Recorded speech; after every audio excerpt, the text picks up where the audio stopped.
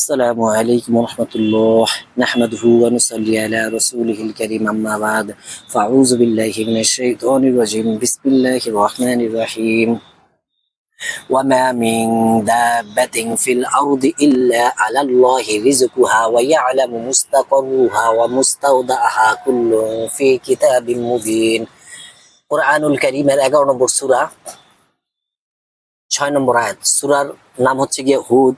আল্লাহ তাআলা এখানে বলতেছেন যে পৃথিবীতে বিচরণশীল এমন কোনো জীব নেই যার রিজিকের ব্যবস্থা আমি আল্লাহ তাআলা করি নাই। সে থাকবে কি, সে খাবে কি, এবং তার মরার পর সর্বশেষ যে ঠিকানা কবরস্থান কোথায় হবে তা কিন্তু এই কিতাবের মধ্যে লিপিবদ্ধ করা আছে। সম্মানিত ভিউয়ার্স, আজকে আমি চলে আসছি উত্তরা তুরাগ থানা, যেখানে ওই থানার অপোজিট প্রায় 15 নম্বর সেক্টরের একটা টমেটো বাগানের মধ্যে। তো এইখানে আল্লাহ তাআলার অসংখ্য অগণিত শুকরিয়া যে এই বাগানের মধ্যে মাশাআল্লাহ কত সুন্দর সুন্দর টমেটো ধরে আছে।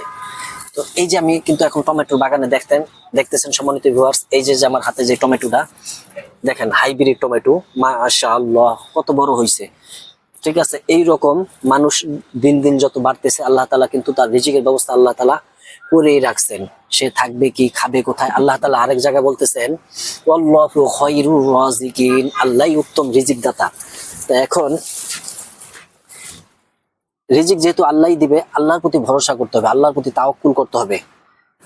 আল্লাহর প্রতি যদি ভরসা না করি আল্লাহ তাআলা তাওয়াক্কুল তো অবশ্যই আল্লাহর প্রতি করতে হবে। রিজিকের ফয়সালা আল্লাহ করেই রেখেছেন। অনেক সময় আপনারা খেয়াল করে দেখবেন, মানুষ যখন মারা যায় তখন তার সামনে কোনো রিজিক থাকলে হয়তো বা পানি বিস্কিট সে কিন্তু খায় না, ফালায় দেয়। কারণ কি, তার যে রিজিকের যে ফেরেস্তা সে খুঁজা দেখছে তার রিজিক এখন আর কোথাও পাওয়া যাইতেছে না, এখন তার মৃত্যু হয়ে যাবে। তো ভাই, আমরা সকলেই চেষ্টা করি আল্লাহর প্রতি ভরসা করার জন্য, যে আমাদের রিজিক কোথায় আছে না আছে সেটা কেউ জানে না, একমাত্র আল্লাহ তাআলাই ভালো জানে যে আমার রিজিক কোথায় আছে। মানুষের সংখ্যা বাড়তেছে, আল্লাহ তাআলা কি করতেছে, মানুষের রিজিকের মধ্যে কি করতেছে, বরকত দিতেছে। এই দেখেন পাকা একটা লাল টমেটো, আমি ক্ষেতের মধ্যে আছি, অবস্থান করতেছি, যে ক্ষেতগুলো আপনারা দেখতে পাচ্ছেন সম্মানিত ভিউয়ার্স। এটা কিন্তু একটা টমেটো বাগানের মধ্যে, এখানেও কিন্তু মাশাআল্লাহ টমেটো হইছে। আশেপাশে যে ক্ষেত দেখতেছেন ওইখানে কৃষকরা কি করতেছে, টমেটো উঠাইয়া ওইখান থেকে তারা কি করতেছে, এই যে জড়ো করতেছে, এখানে টমেটো উঠাই তারা জড়ো করতেছে যে এই টমেটো বাজারে বিক্রি করার জন্য। এই যে আমি কিন্তু এখন ক্ষেতের মাঝখানে দাঁড়ায় রয়েছি, আপনারা দেখতেছেন এই টমেটো গুলা, কিছু টমেটো কাঁচা, কিছু টমেটো পাকা।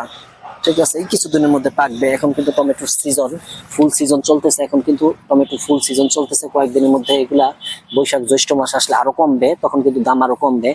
মাশাআল্লাহ, এবার কৃষক ভাইরা পর্যাপ্ত পরিমাণ দাম পাইছে, পর্যাপ্ত পরিমাণ টমেটোর দাম পাইছে। আল্লাহ তাআলার অসংখ্য অগণিত শুকরিয়া, যেই আল্লাহ তাআলা এই টমেটো বাগানে আল্লাহ তাআলার বান্দাদেরকে টমেটো দান করেছেন। আল্লাহ তাআলা যদি না দিতেন, বান্দার কোনো ক্ষমতা ছিল না একটা টমেটো বান্দা কি করতো ফলাইতে, অনেক চেষ্টা ফিকির করেও সেটা হবে না। আল্লাহ তাআলা যার রিজিকে যেটা লেখছে সেইটাই হবে।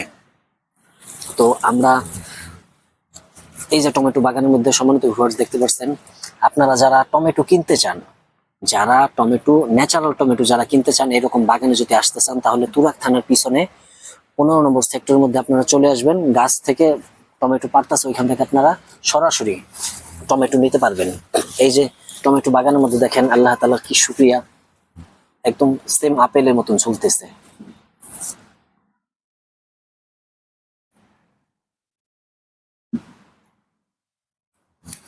কিছু টমেটো এখনো কাঁচা দেখা যায়। এই যে একটা টমেটো দেখতেছেন, মাশাআল্লাহ পাকা টমেটো, এবং তার সাথে কিছু কাঁচা টমেটো আছে। বাংলার আপেল নামে যে খ্যাত পরিচিত, বাংলার আপেল যাকে বলা হয় টমেটো, এই টমেটো বাগানে আজকে আমরা চলে আসলাম।